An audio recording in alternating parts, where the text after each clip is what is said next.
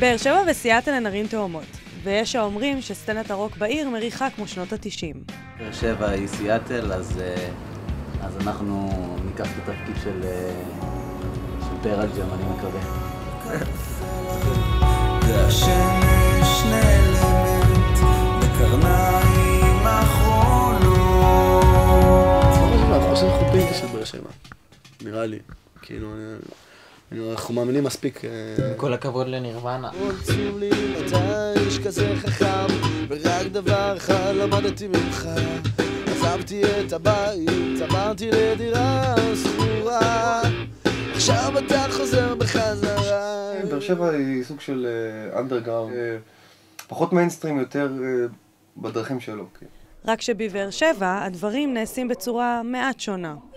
באר שבע זה סוג אחר של תרבות. כולם כאילו, את יודעת, הוא מנגן איתו והוא מנגן איתו, ובסוף זה כמו דומינו כזה, אתה יכול להרכיב מ8 נגנים, אתה יכול להרכיב איזה 10 להקות שקיימות כרגע.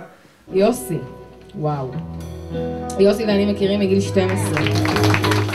איזושהי סצנה כזאת של מוזיקאים, שאחד ככה מכיר את השני ואז מתחברים, ואז זה יוצר איזושהי ככה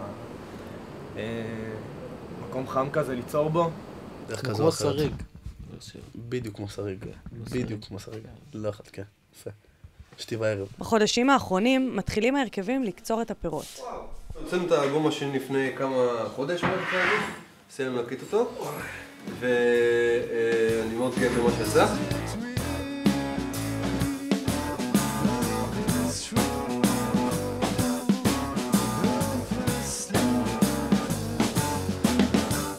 האלבום הוקלט לפני שנתיים, והיו המון לבטים להוציא אותו, בסוף הוא יצא,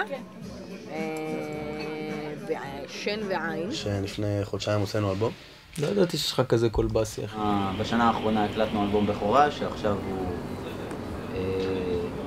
הגיע כאילו סיימנו את התהליך, ואנחנו מחכים להוציא אותו בחודשים הקרובים, בעזרת השם. תודה רבה, ממש תודה.